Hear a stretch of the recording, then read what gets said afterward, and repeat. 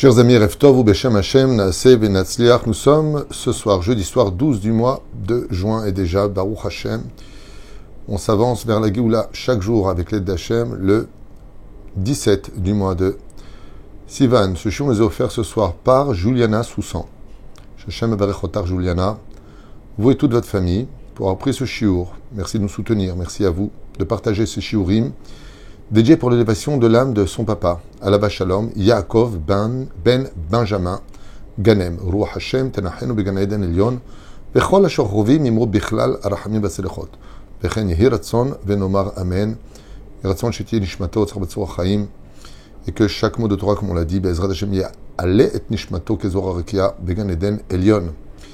On aura une pensée pour tous nos soldats, Kol Chayalenu, Kol Am Israël, tous nos otages, les Chaim Tovim ou Shalom, pour toutes ces personnes fatiguées d'être seules, toutes ces personnes qui n'arrivent pas à finir le mois, le 5 du mois.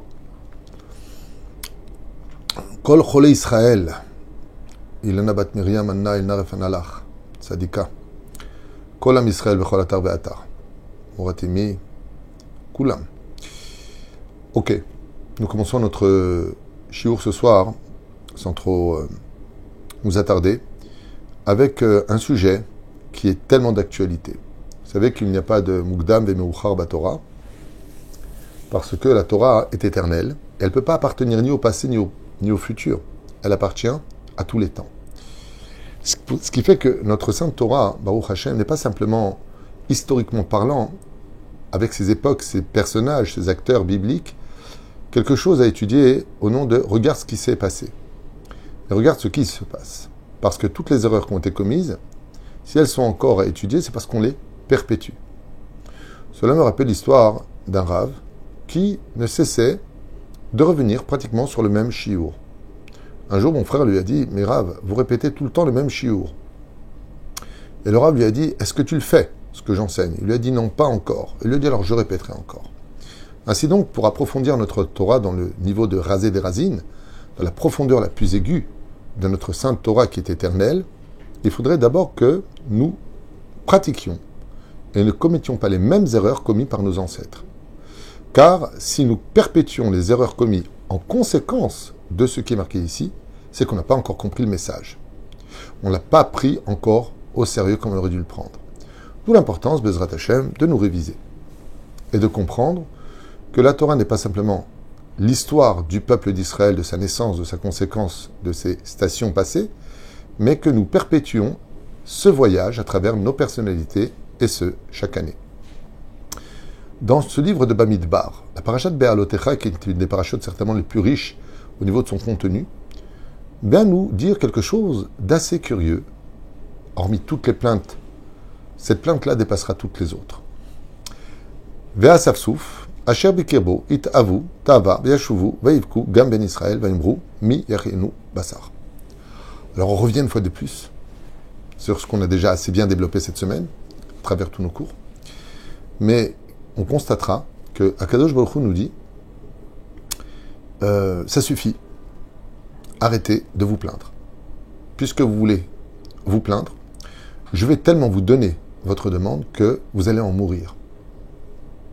Mais je ne comprends pas une chose. Le manque a été créé pour qu'on parle à Dieu. Le manque a été créé pour qu'on ait encore des ambitions pour demain. Le manque a été créé pour qu'on puisse rencontrer d'une certaine façon notre avenir. Qu'est-ce qu'on nous reproche dans cette paracha? Les enfants d'Israël sortent du pays d'Égypte. Ils traversent des événements incroyables, certes surnaturels, glorifiques ou glorifiant l'histoire d'Israël. Mais ils veulent manger de la viande. Où est le drame? Pourquoi? Est-ce que cette station va provoquer tellement de dégâts au sein du peuple d'Israël? Pourquoi Moshe Rabbeinu demande-t-il à mourir? Et pourquoi Dieu se met-il en colère? Afashem, Dieu s'est mis en colère contre les enfants d'Israël. Qu'est-ce qui dérange réellement tout cela? Si on s'adresse au secret de l'étude de la Torah, on verra que les enfants d'Israël ont essayé de relever des défis pour le bien-être du peuple d'Israël. Si on s'adresse au niveau du Pshat, c'est ce qu'on va faire maintenant, alors écoutez bien ce que nous explique le Ben Ishraï, Zecher Tzadik Vekadosh Ivracha, que le mérite de ce géant de la Torah, Aouvenu, Ben Ishraï, on ne peut que l'aimer. Yalé Nishmato chez Yaakov Benjamin Ganem. Et voilà ce que lui il dit.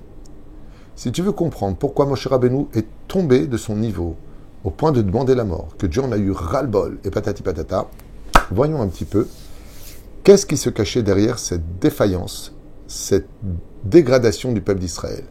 Au niveau du Pshat, c'est marqué ici dans la Torah, Vayomru, comme c'est marqué ici, Veshu Vaivku Gam Ben Israël. Gam Ben Israël, ça veut dire que les enfants d'Israël se sont laissés influencer par le Erev Rav. Ici, il y a déjà un clin d'œil, je vous dis franchement, qui est incroyable. Les réseaux sociaux sont d'une incroyable, énorme, gigantesque influence sur nous. Je vous le dis. Ils influencent. Ils sont capables d'ouvrir des portes là où il n'y en avait pas. À force de te mettre dans la tête, de t'imprégner, jour comme nuit, de toutes sortes de folies, ça finit par te rendre fou toi-même. Donc tu deviens naturellement ce fou, influencé par toutes sortes de débauches qui apparaissent sur tous les écrans. Mais quand on a de la Torah, on ne doit pas se laisser influencer. C'est-à-dire que quand on parle du judaïsme et de sa Torah, la Torah est capable de dévoiler ta vraie nature, ce que tu es vraiment. C'est-à-dire, comme le disait le rabbi de Lubavitch, un juif qui n'est pas dans la Torah, c'est une âme malade. Pas parce qu'il est fou. C'est une âme malade parce que la nature de l'âme juive, c'est de consommer de la Torah et des mitzvot. Comme le dit le Mesilat Yesharim. L'âme n'en a rien à faire des plaisirs de ce monde. Elle est attachée à sa vraie source, sa vraie nature. Quand un juif meurt, ce n'est pas comme un non-juif meurt. Quand un juif meurt, il a envie de spiritualité, il a envie de rejoindre Hachem. Sa nature se dévoile parce qu'il n'est plus limité dans cette prison pour lui qui était le corps humain. Mais le corps humain trompe la Neshama, il lui fait croire que le principal c'est lui, que la Neshama est minime, inexistante, pas intéressante. La Torah nous a été donnée pour ne pas être influencé. Bechu kotehem lo telechu. Vous ne suivrez pas les modes des nations du monde. Am Israël, vous êtes différents. Je vous ai donné la Torah pour ça. Est-ce que la Torah te permet? Non. Alors pourquoi tu mets des boucles d'oreilles ici et là et à droite et à gauche? Pourquoi tu mets tes tatouages? Pourquoi tu mets des jupes courtes? Pourquoi tu te comportes comme ceci ou comme cela? Ne te marie pas avec les nations du monde. Tu es un peuple différent. Asher bachar banu mikol ha'amim venatan lanu et torato.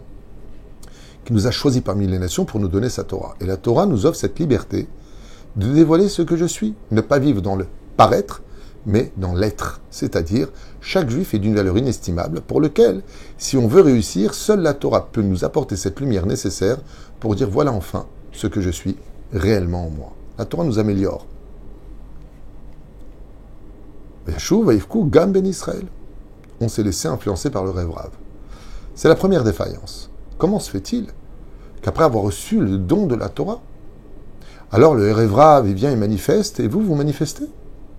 Vous suivez un mouvement sans réfléchir, sans connaître les tenants et aboutissants, sans comprendre le fondement du problème, comme ça se passe à propos du conflit ici. Le monde entier est en effervescence contre nous sans même comprendre à 98% ou 19% le réel problème de notre pays. Personne n'est au courant de rien ici.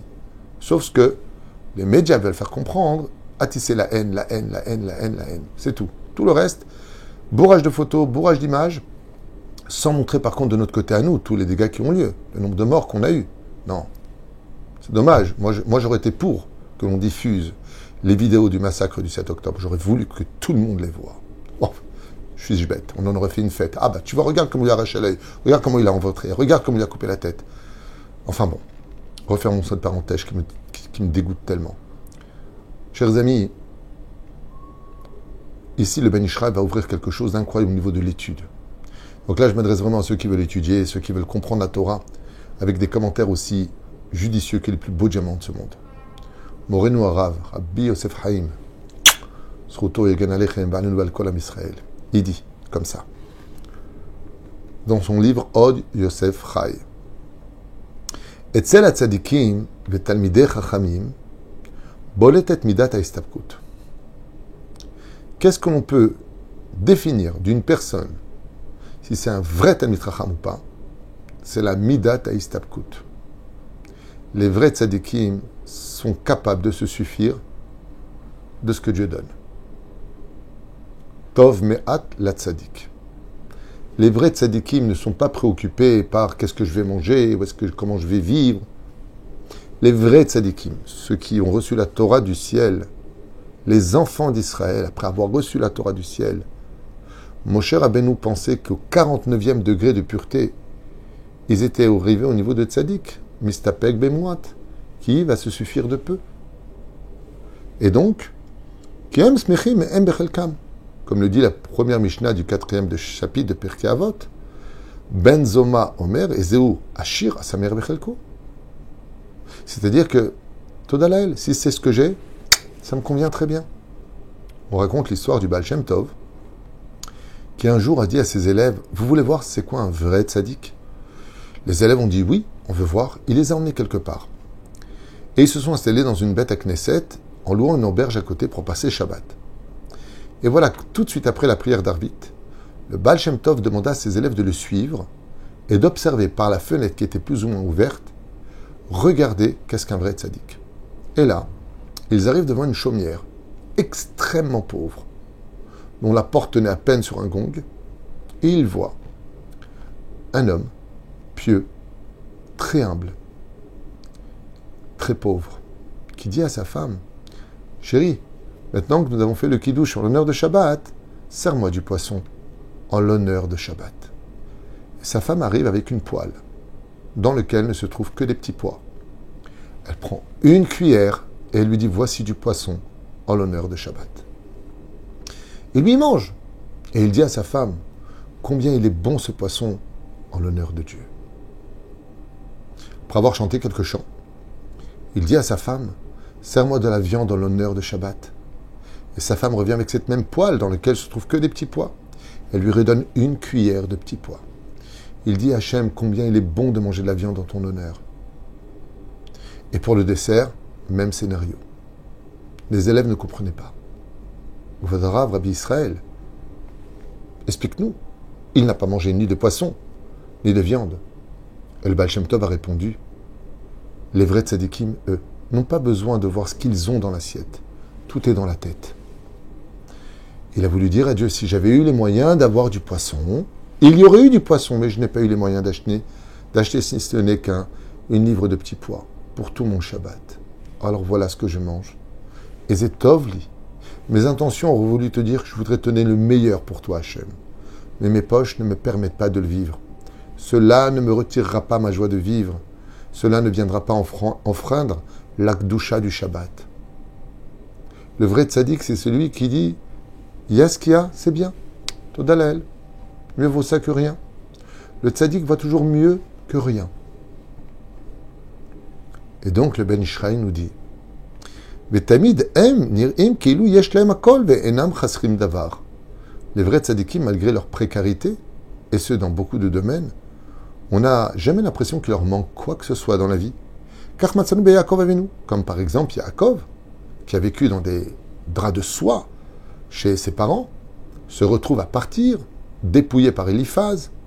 Voilà qu'il se retrouve nu, sans plus rien, sans une pièce sur lui. Et qu'est-ce qu'il dit? Hanani Elohim, vechi yesh li kol, klomar enni chaser davar.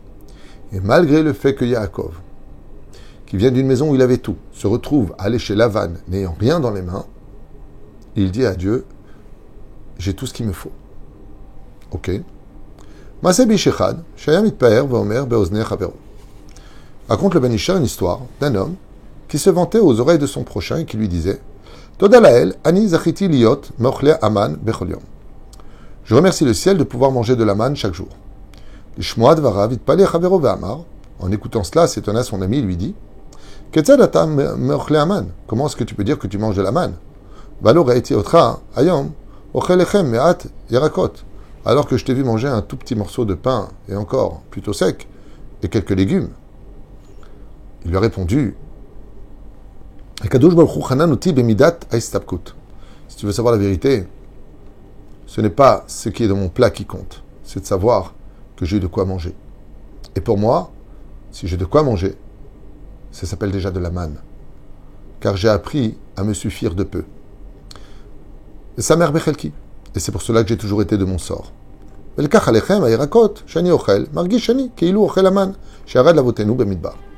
le fait de pouvoir manger ce que j'ai pu consommer est déjà pour moi une grande richesse.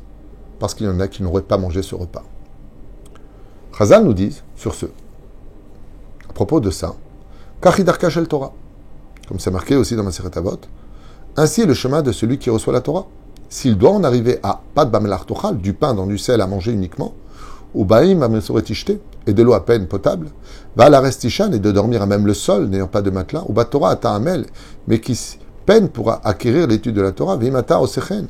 Et si tu agis ainsi, ashrecha alach baolamazé, et tavlach l'olamaba, heureux est ton sort sur terre et merveilleux sera ton sort dans le monde futur. Ou madoua. Pourquoi? Kimi she'igia le medragata istapkut bemuat vetov vema sheyeshlo, en lecha meosher gadol mizé. Car tout celui qui est capable de se satisfaire uniquement de ce qu'il a, il n'aura pas pour lui une richesse plus grande que celle-ci. Car les gens qui ont tout en veulent toujours plus. Tu leur donnes 100, ils veulent 200. Tu leur donnes 200, ils veulent 400. Tu leur donnes 400, ils voudront 800. Et ce à l'infini. Comme le dit le roi Salomon, un homme qui ne se suffit pas de ce qu'il a mourra avec 50% de toutes ses envies insatisfaites, quoi qu'il ait eu. Il va voyager en première classe, il va se plaindre, oui, je ne comprends pas, j'ai payé la première classe, vous m'avez servi un peu trop tard. Il ne sera jamais content de rien. Rien ne lui donnera le sourire. Rien ne lui donnera du bonheur, parce que le bonheur n'appartient qu'à ton esprit, tel que toi tu le vis. Zeperu Shadavar. Je raconte une histoire qui s'est passée il y a quelques semaines. J'aimerais partager avec vous. J'ai un garçon qui vient me voir, il me dit, voilà Rav Tuitou, je suis en Shidour. Et la fille n'arrête pas de me dire qu'elle m'aime, que ce garçon a de bonnes conditions. Grâce à Dieu, il travaille, il a une voiture, il a un appartement, il est très indépendant. Baruch Hashem, Kol Tov Yafé. Et cette fille ne cesse de lui dire, me dit-il, j'en ai rien à faire que tu aies un appartement, j'en ai rien à faire que tu aies une voiture, j'en ai rien à faire que tu gagnes bien ta vie. Je t'aime pour toi, je t'aime pour toi. Et il me dit, ce garçon, il n'arrête pas de me répéter qu'elle n'est pas là pour ce que j'ai, mais qu'elle est là parce que vraiment, elle me veut pour mari, de toute façon. Alors je lui ai dit, réfléchis à quelque chose qui pourrait la remettre en question. Et il a trouvé quelque chose d'incroyable. Quand il est reparti la voir au Shidour, il lui dit, pourquoi tu es triste? Elle lui a dit, pourquoi tu es triste? Et ce garçon lui dit, je suis triste parce que la banque m'a appelé. Et en fin de compte, le prêt que je devais avoir, je ne l'ai pas reçu. Donc il a inventé une situation. Et il lui dit, maintenant, je dois trouver absolument 250 000 shekels, sinon je perds l'appartement, je perds ceci, je perds cela. Il est venu hier ou avant-hier, il m'a dit, au fait, le Shidour, elle ne m'appelle plus du tout. Depuis que je lui ai dit qu'en fin de compte, j'avais pas réussi à fermer les angles, qu'il fallait que je trouve de l'argent, sinon je perdais la maison, d'un coup, il n'y a plus de suite qui est donnée. C'est incroyable comment, en réalité, bon, pas tout le monde est comme ça, c'est sûr, mais comment les choses se dévoilent dans ce monde. Quand on épouse quelqu'un, on ne doit pas chercher s'il a ou il possède. Ensemble, on va créer, ensemble, on va conquérir le monde. Et il est plus facile de ramer à deux que de ramer tout seul. Et c'est dommage de constamment, parce que moi, quand je dis souvent, quelqu'un qui dit « Non, je ne suis pas pour là pour ton argent, je ne suis pas là pour ton argent », qui le répète constamment, j'avais dit à ce garçon, si elle te répète ça constamment, c'est qu'elle est là pour ça. Et c'est ce qui lui a donné l'idée, de lui dire « J'ai des dettes ». Il n'en a pas. Il lui dit « J'ai des dettes ». Elle a coupé les ponts. Bon, ça peut être légitime à un certain degré, on n'a pas envie de se marier avec quelqu'un qui a des dettes, on est tous d'accord. Mais c'était juste un test, pour voir après qu'elle ait compris qu'il avait beaucoup. Et si j'avais rien, est-ce que tu serais toujours en train de me dire « Je suis tellement attaché à toi ». C'est dangereux de se marier avec une femme comme ça. Parce que ça veut dire que quoi que tu lui offres demain, elle voudra toujours une sérénité et une sécurité qui risquerait de ne pas la satisfaire. En tout cas pas assez. Et la reine, Kol habe'ayot v'hatzarot habaot ala adam, sache qu'une grande partie des problèmes sérieux qui s'abattent sur les hommes, c'est parce que les gens ne savent pas se satisfaire de ce qu'ils ont. Alors bien sûr, on ne parle pas du fainéant qui est à la maison et qui, au lieu de travailler ou de bouger son derrière, lui il dit « tu te plains tout le temps, à col bécédère ». Non, on ne parle pas des irresponsables. On parle des gens qui font ce qu'il faut, mais qui, grâce à Dieu, gardent le sourire s'ils n'ont pas eu ce qu'il fallait. Et malheureusement, les gens, la majeure partie de l'humanité, ne cessent de courir après du vent, qui, une fois qu'ils l'ont eu, ne seraient même pas capables de s'en rappeler dès que le temps serait passé. C'est-à-dire qu'on court après du vent, comme on peut constater à la fin de la vie d'un homme. Qu'est-ce qui lui reste de toute sa vie? Rien. Et voici le grand problème qui est arrivé dans cette paracha. C'est que Moshe Rabbeinu dit le Ben Ishraï, qui était certain que les enfants d'Israël étaient arrivés à l'état de tzaddik, d'ordéa, ceux qui ont reçu la Torah, seraient du niveau de se satisfaire sans être influencés de ce que Dieu donne. Vous avez de la manne. Et Zéou Asher Samer Bechelko. Et là, il découvre une faille terrible au sein de la mentalité. On ne peut pas se suffire de ce que Dieu nous donne. Et là, Moshe dit, je ne pourrais pas vous donner.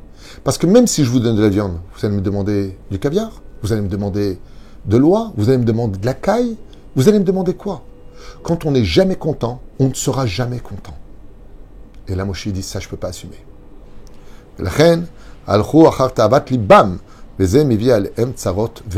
Ce qui les a portés à la mort et à tous les malheurs. C'est pour ça que je voudrais finir quelque chose de tellement beau et important. Quand on veut avoir plus, il faut déjà reconnaître ce que l'on avait. Toda laël sur ce que j'ai. Et s'il y a plus, tant mieux. Et s'il n'y a pas plus, on ne mange pas avec de fourchettes. Kol tov velitraot.